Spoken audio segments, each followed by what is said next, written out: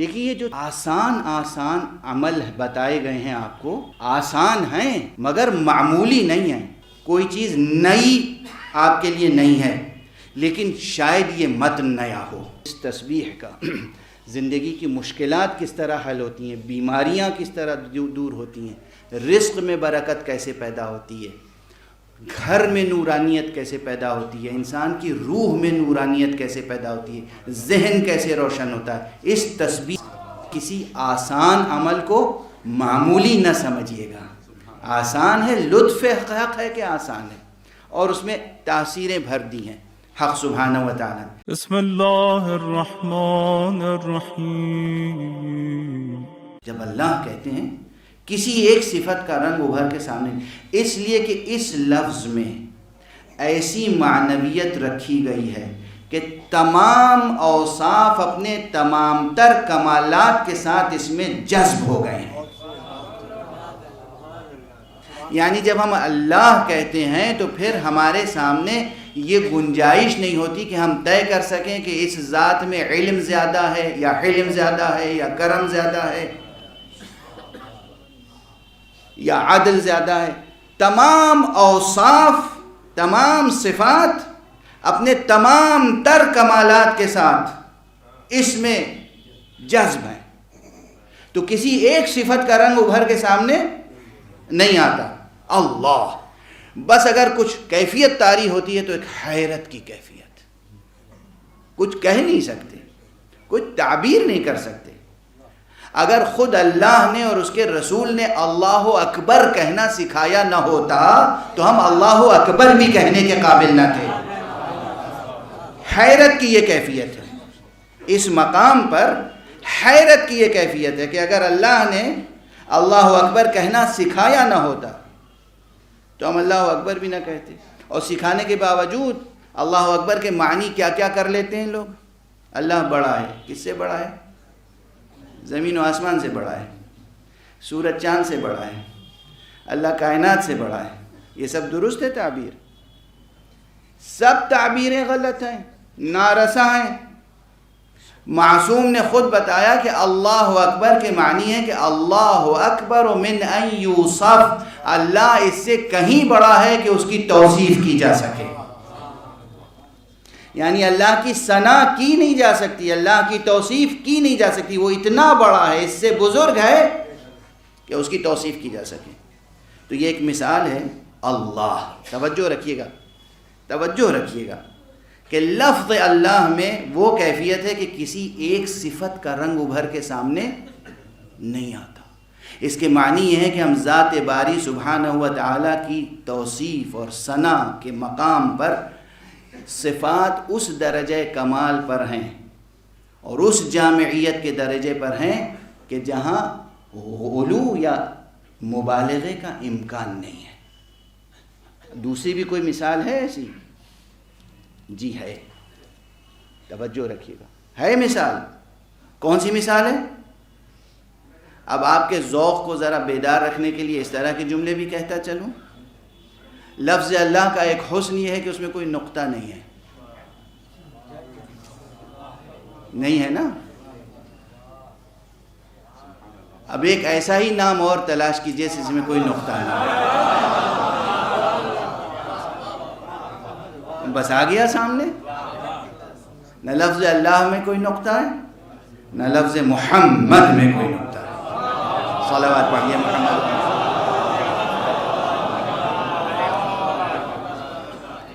اچھا، جب ہم یہ اسم مبارک پیغمبر کا لیتے ہیں محمد صلی اللہ علیہ وآلہ وسلم، تو کوئی ایک صفت ابھر کے سامنے آتی ہے؟ محمد کے لغوی معنی کیا ہے؟ ڈکشنری میننگ کیا ہے؟ محمد یعنی جس کی تعریف کی گئی ہو. سدودہ صفات، کس چیز میں تعریف کی گئی ہو؟ علم میں، حلم میں، شجاعت میں، عدل میں، رأفت میں، کرم میں. کس چیز میں؟ یہاں بھی بالکل وہی کیفیت ہے. محمد کہتے ہیں تو ایک معنویت پیدا ہوتی ہے، وہ ذات ہے، وہ شخصیت ہے، وہ زندگی ہے جو ہر اعتبار سے ستودہ صفات ہے، یعنی جس کی تعریف کی گئی ہے مگر کسی ایک صفت کا رنگ ابھر کے نہیں آتا کہ دوسری صفت دب جائے اور وہ صفت ابھر کے سامنے آ جائے۔ یعنی گویا کہ جس طرح حق سبحانہ و تعالی کی ذات میں صفات اور کمالات اس مرتبے پر ہیں کہ کسی ایک صفت کا رنگ ابھر کے سامنے نہیں آتا، ویسے ہی اس کے اس مظہر کامل و اکمل و اتم انسان کامل محمد مصطفیٰ صلی اللہ علیہ وآلہ وسلم۔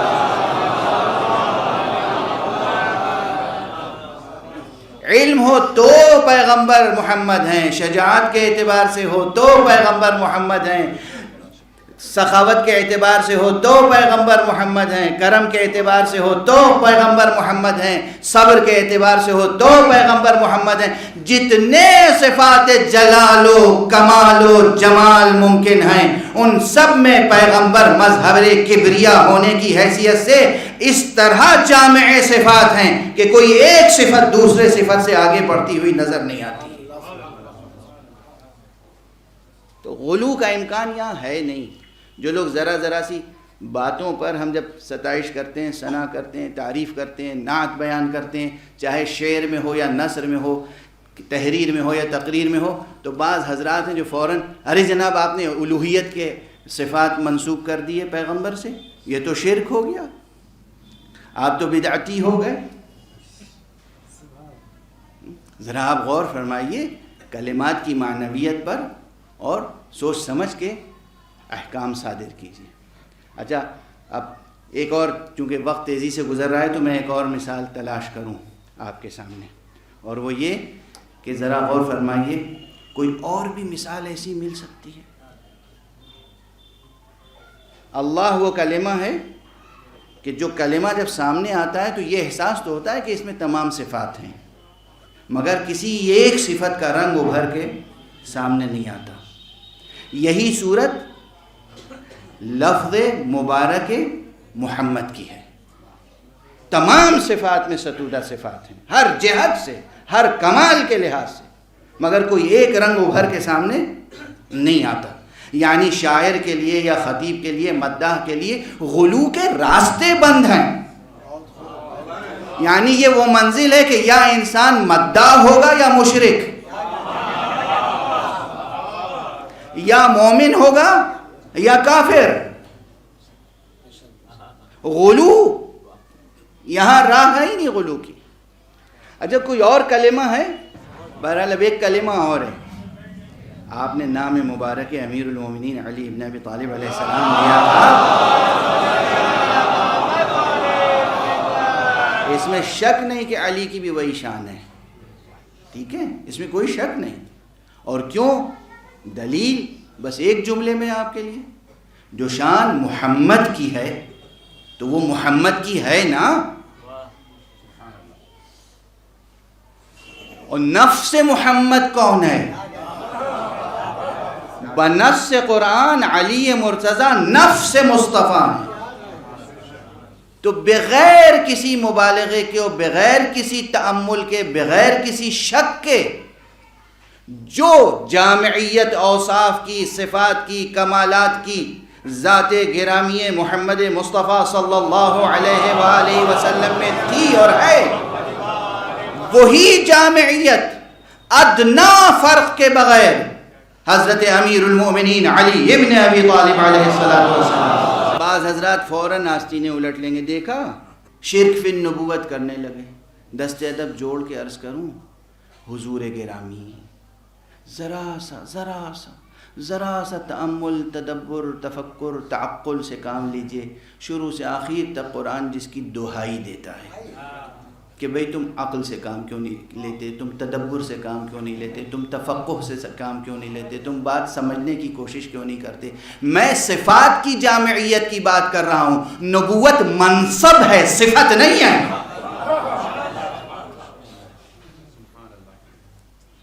نبوت منصب ہے، عہدہ ہے، صفت نہیں ہے۔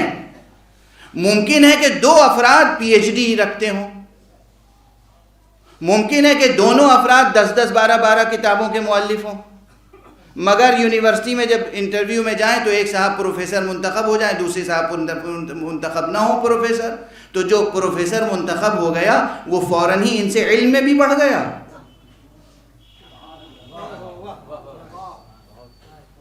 علم میں بڑھ گیا.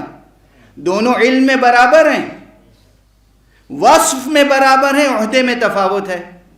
اور یہ میں نہیں ادعا کر رہا ہوں، آخر پیغمبر نے فرمایا ہے کہ اے علی تم مجھ سے ہو، میں تم سے ہوں. تمہاری منزلت مجھ سے وہی ہے جو ہارون کی منزلت موسیٰ سے تھی، فرق صرف عہدہ نبوت کا ہے.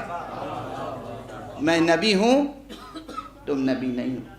تو یہ کوئی مطلب محض مسلکی یا مذہبی جذباتیت کے تحت میں نہیں عرض کر رہا ہوں. امیر المؤمنین علی ابن ابی طالب علیہ السلام کی ذات گرامی میں وہ تمام اوصاف بدون استثناء، یاد رکھیے گا، بلا استثناء، ایک سنگل ایکسیپشن نہیں ہے. جو اوصاف کمال، جو اوصاف، جو صفات، جو ایٹریبیوٹس، جو کیریکٹرز، جو کیریکٹرسٹکس سرکار رسالت مآب میں تھے، وہ سب امیر المومنین علی ابن ابی طالب میں تھے. اس میں کسی شک کی گنجائش نہیں ہے. نہ یہ غلو کا کلمہ ہے نہ شرک کا. لیکن یہاں ایک اور شخصیت کی طرف میں جا رہا ہوں اور قرآن سے ایک کلمہ تلاش کر رہا ہوں. قرآن میں کوئی ایک کلمہ ایسا ڈھونڈ کے ذرا سامنے لائیے جس میں وہی صفت ہو کہ کسی ایک صفت کا رنگ ابھر کے سامنے نہ آ رہا ہو اور کلمہ سنتے ہی معلوم ہو کہ تمام صفتیں یکجا ہیں. خدا کی قسم پورے قرآن مجید میں وہ ایک ایسا نادر استعارہ ہے جو بس ایک ہی مرتبہ استعمال ہوا ہے، اور وہ ہے الکوثر. یہ ایام فاطمیہ بھی چل رہے ہیں نا، جناب فاطمہ زہرا سلام اللہ علیہا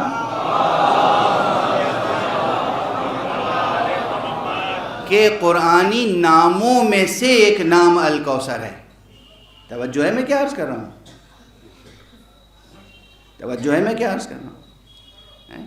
اب اگر ذرا سا اور آپ کی طبیعت کو، آپ کے ذوق کو، آپ کے وجدان کو بیدار کرنے کے لیے یہ عرض کروں کہ قرآنی ناموں میں سے، یہ میں نے کیا تعبیر اختیار کی، یہ وہ شخصیتیں ہیں جن کا تذکرہ قرآن مجید میں طرح طرح کے القاب سے اور متعدد ناموں سے ہوا ہے. اسی لیے میں پہلے عرض کر چکا ہوں کہ عموماً ہم سے پوچھا جاتا ہے بار بار کہ بھئی یہ آپ حضرات امیر المومنین پر ایسا ایمان رکھتے ہیں اور ایسی توصیف کرتے ہیں اور ایسی مداحی کرتے ہیں، اگر یہ سب کچھ درست ہے تو پھر قرآن مجید میں حضرت علی کا نام کیوں نہیں آیا؟ تو میں اس کے دو جواب عرض کیا کرتا ہوں، اور اس میں سے پہلا جواب یہ ہے کہ جب بھی کوئی آپ سے کہے کہ قرآن مجید میں علی کا نام کیوں نہیں آیا، کہیے کہ قرآن مجید میں علی کا نام کہاں نہیں آیا. توجہ ہے؟ کیوں نہیں آیا کا محل ہی نہیں ہے، کہاں نہیں آیا. کوئی سورہ خالی نہیں ہے جس میں علی ابن ابی طالب کا نام موجود نہ ہو. بس یہ کہ جو شخصیت جتنی بڑی ہوتی ہے اس کے نام بھی اتنے زیادہ ہوتے ہیں.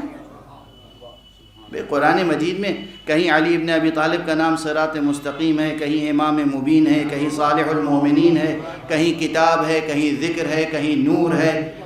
اور ہمارے یہاں پیغمبر صلی اللہ علیہ وآلہ وسلم اور امیر المومنین علی ابن ابی طالب علیہ السلام کا ارشاد گرامی ہے، انہوں نے فرمایا کنت نبیا وآدم بین الماء والطین، اور انہوں نے فرمایا وکنت ولیا وآدم بین الماء والطین. وہ فرماتے ہیں میں نبی تھا اس وقت جب آدم ابھی آب و گل کے درمیان تھے. یہ فرماتے ہیں میں ولی تھا اس وقت جب آدم آب و گل کے درمیان تھے. تو جو آدم خاکی سے پہلے ہو وہ آدم نوری ہی ہو سکتا ہے، آدم خاکی تو نہیں ہو سکتا. یہ شخصیت، یہ ذات گرامی، اس میں کسی شک کی گنجائش نہیں ہے کہ صفات میں اسی درجہ کمال پر ہیں جس درجہ کمال پر حضرت مصطفیٰ صلی اللہ علیہ وآلہ وسلم. لیکن اس وقت جو گفتگو ہے وہ یاد ہے کہ پورے قرآن مجید میں ایک کلمہ کوثر ایسا استعارہ ہے. میں علماء کے درمیان عرض کر رہا ہوں جو شب و روز ادبیات سے سروکار رکھتے ہیں، اگر تفسیر سورہ کوثر شروع کی جائے تو سب سے پہلے یہ سمجھنا پڑے گا کہ لفظ الکوثر یہاں پر استعارہ ہے. کہیں کہیں عبارت یہ قطعیت کے ساتھ بولتی ہے، پکارتی ہے کہ یہ استعارہ ہے، لیکن عجیب و غریب استعارہ ہے. الکوثر کے معنی کیا ہے؟ کثرت سے فعل کے وزن پر ایک مبالغے کا صیغہ ہے، الف لام کے ساتھ استعمال ہوا ہے. اس کے معنی یہ ہیں کہ یہاں پر جب الکوثر کہتے ہیں تو کیا معلوم ہوتا ہے؟ علم کثیر یا کرم کثیر یا شجاعت کثیرہ یا صبر کثیر. کون سی صفت ابھر کے سامنے آتی ہے؟ بس یہ معلوم ہوتا ہے کہ تمام صفات اس ذات میں کثرت سے پائی جاتی ہیں اور کوئی ایک صفت دوسری صفت پر غالب نہیں آتی، کوئی ایک رنگ غالب نہیں آتا. یعنی جو کیفیت کلمہ اللہ کی ہے وہی کیفیت کلمہ محمد کی ہے، وہی کیفیت کلمہ الکوثر کی ہے. کیا شان ہے جناب فاطمہ زہرا سلام اللہ علیہ. اور بس یہاں پر آپ کہیں گے یہ غلو کر رہے ہیں اور قیاس آریائیاں کر رہے ہیں اور سخن گسترانہ باتیں ہوئی، تو لغت اور ادب کے حوالوں سے باتیں کر رہے ہیں، شاعرانہ باتیں ہیں. بس سنبھل کے ایک حدیث گرامی سن لیجئے جو آج تک 35-40 برس کی اپنی ذاکری کی عمر میں نے کبھی یہ حدیث کہیں نہیں پڑھی تھی، یا کل قم میں پڑھی ہے یا آج یہاں آپ کے سامنے عرض کر رہا ہوں. حدیث صحیح السند ہے، حدیث صحیح السند ہے، اور کس سے ہے؟ حضرت امام جعفر صادق علیہ السلام. خدا کی قسم کیا متن ہے، خدا کی قسم کیا متن ہے. بہت سی حدیثیں مناقب و فضائل حضرت زہرا میں مشہور ہیں، معروف ہیں، اور آپ سنتے رہتے ہیں. فاطمۃ بضعۃ منی اور من آذاہا فقد آذانی. بہت سی حدیثیں ہیں، بہت سی روایتیں، بہت سے واقعات ہیں جو شب و روز آپ سنتے رہتے ہیں. جب بی بی تشریف لاتی تھیں تو جناب رسالت مآب کھڑے ہو جاتے تھے، اپنی جگہ بٹھاتے تھے. جناب رسالت مآب بی بی فاطمہ زہرا کی پیشانی پر اور ہاتھوں پہ بوسہ دیتے تھے. اور فرمائیں آپ، یہ تمام فضائل آپ سنتے رہتے ہیں، کوئی چیز نئی آپ کے لیے نہیں ہے، لیکن شاید یہ متن نیا ہو. جو وسائل الشیعہ کی 7ویں جلد میں ہے، وہ بھی وہاں پر جہاں تسبیح حضرت بی بی فاطمہ زہرا کا تذکرہ ہے. دیکھیے یہ جو آسان عمل بتائے گئے ہیں آپ کو، آسان ہیں مگر معمولی نہیں ہیں. آسان ہیں معمولی نہیں ہیں. انہیں خفیف نہ سمجھیں، انہیں ہلکا نہ سمجھیں. یہ لطف لطیف کبریا ہے کہ اس نے آسان عمل تعلیم فرمایا ہے. مثلا اب یہ جملہ پھر کہہ دوں، یہ تیسری بار کہہ رہا ہوں، صرف تیسری بار. یہ جو آپ حضرات صلوات پڑھتے ہیں، اس کی عظمت و اہمیت معلوم ہے کیا ہے؟ خدا کی قسم یہ صلوات کلمہ فقہی اعتبار سے، حقیقت شرعیہ کے لحاظ سے جو ایک لفظ صلاۃ کا کلی مفہوم ہے، اس لفظ صلاۃ کے مصادیق میں سے ایک ہے. یعنی یہ بھی حقیقتاً صلاۃ ہے، فقہی معنی میں، شرعی معنی میں صلاۃ ہے. صلاۃ ہے. جس طرح یہ 5 وقتوں کی نماز کو آپ صلاۃ کہتے ہیں، اسی طرح یہ صلوات ایک جملہ جو آپ ادا کرتے ہیں یہ صلاۃ ہے. مگر اس کی آسان اتنی ہے کہ وضو بھی شرط نہیں ہے، عظیم اتنی ہے کہ اور نمازیں تو کسی کے بھی پیچھے ادا کی جا سکتی ہیں، کوئی بھی امام ہوتا ہے. یہ وہ صلاۃ ہے جو خدا کی امامت میں ادا ہوتی ہے. دیکھیں یہ سب باتیں میں اس لیے عرض کر رہا ہوں کہ جو باتیں آسان ہوتی ہیں اور زندگی میں معمول زندگی بن جاتی ہیں تو پھر انسان اس کی عظمت اور اس کی تاثیر کی طرف متوجہ نہیں رہتا. ایسے ہی آسان اعمال میں سے ایک ہے تسبیح ہے حضرت بی بی فاطمہ زہرا سلام اللہ.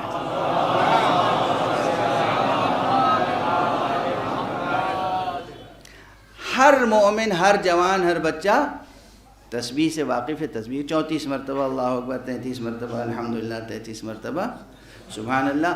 ائمہ اطہار سے روایتیں ہیں کہ ہم اپنے بچوں کو جس طرح نماز تعلیم کرتے ہیں اسی طرح تسبیح فاطمہ زہرا تعلیم کرتے ہیں۔ اچھا، اب اس کے اثرات و آثار کتنے، اب اس وقت ظاہر ہے وہ سب عرض نہیں کر سکتا، اس لیے کہ یہ سب پوری تقریر ایک جملہ معترضہ ہو گئی ہے۔ میں جہاں ٹھہرا ہوا تھا، آپ کو ٹھہرایا تھا، وہاں سے آگے بڑھ گیا ہوں، منتظر ہوں گے کہ میں وہ ادھورا جملہ پورا کروں۔ تو بہرحال تسبیح کے باب میں جو حدیثیں ہیں وسائل الشیعہ میں 7ویں جلد میں، وہاں ایک شخص آتا ہے امام صادق علیہ السلام کے پاس۔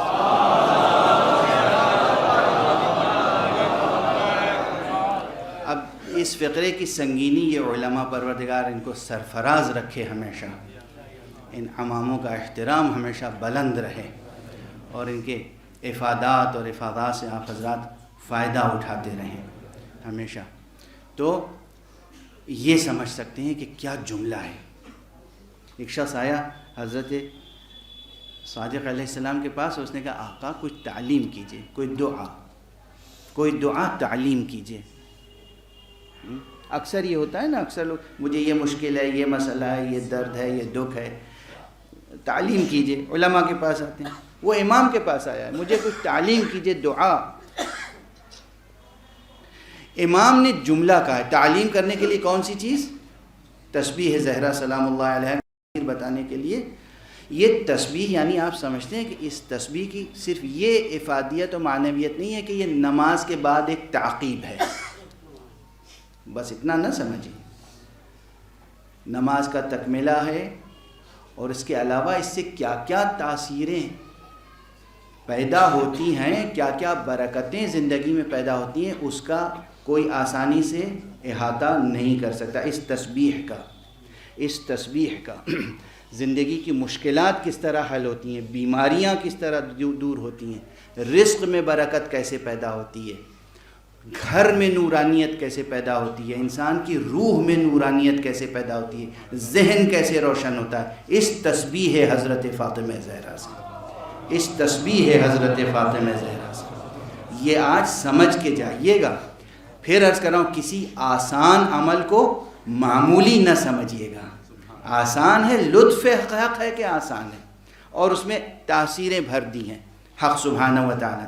تو آپ سے جب اس نے کہا آقا کچھ سکھائیے، کچھ بتائیے، تعلیم دیجئے، تو آپ نے جو جملہ کہا ہے، اللہ اکبر، فرماتے ہیں کہ ما اعلم احدا کان اکبر عند رسول اللہ من فاطمہ۔ اللہ، امام کہتے ہیں مجھے علم نہیں ہے کسی کا جو رسول اللہ کے نزدیک فاطمہ سے بڑا ہو۔ یہ ہماری آپ کی بھی آزمائش ہو جائے گی۔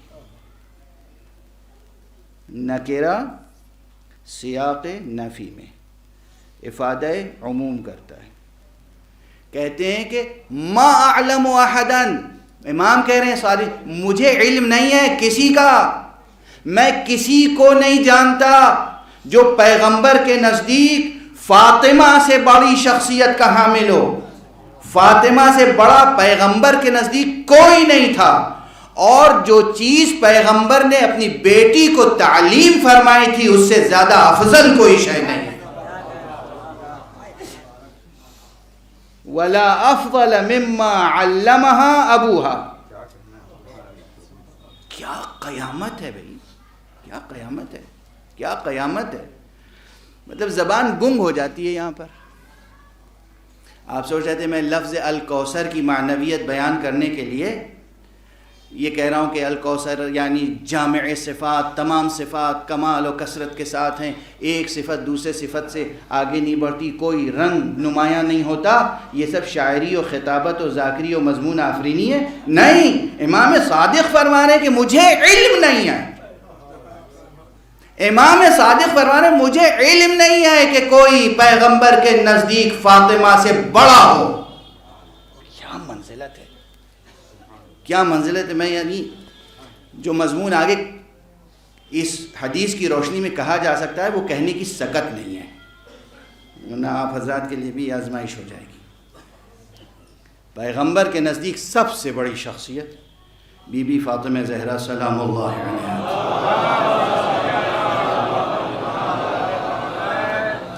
اب یہ سب درمیان میں بات آتی گئی کہ دیکھیے اللہ سبحانہ و تعالیٰ کا نام گرامی اللہ، محمد، بی بی زہرا کا لقب قرآنی الکوثر، یہ سب وہ الفاظ ہیں جہاں صفات اس کثرت و کمال کے ساتھ ہیں کہ جہاں غلو کا امکان نہیں۔